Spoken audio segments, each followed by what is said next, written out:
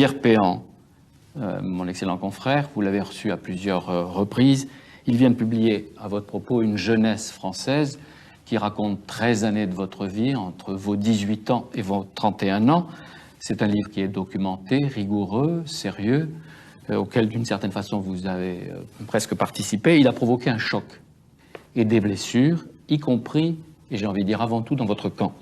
Les Français veulent donc comprendre, et comprendre d'autant qu'il s'agit du président de la République, c'est-à-dire du garant de l'unité de la nation, du garant de la mémoire de la nation.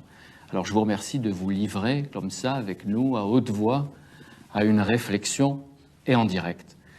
D'abord, je voudrais vous demander pourquoi vous avez jugé bon de raconter maintenant, avec force de détail, ce que vous avez vécu, ce que vous avez fait. Pourquoi?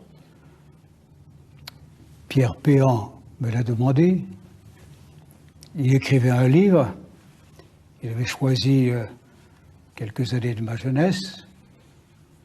Je le considère comme un journaliste très sérieux, un mémorialiste honnête. J'ai accepté. Mais ça ressemble à une provocation. Pourquoi? Avec ce que vous racontez de vous à un moment où on peut peut-être ne pas s'y attendre. C'est vrai que vous racontez ce qui a été longtemps tu, sinon caché. Caché, non. Il y a eu beaucoup de livres, vous savez.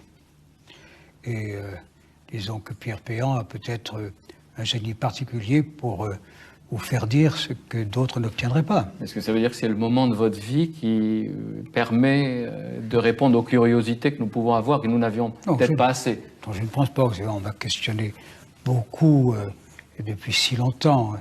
N'oubliez pas que je suis resté 24 ans dans l'opposition, ce qui veut dire que mes adversaires ou concurrents politiques gouvernaient et avaient tous les moyens d'essayer de m'atteindre ou de m'abattre. Oui, mais quand vous avez écrit Ma part de vérité, cette oui. partie que vous avez rédigée vous-même, vous ne racontiez pas tout dans le détail. Ce n'était pas du tout un livre de souvenirs.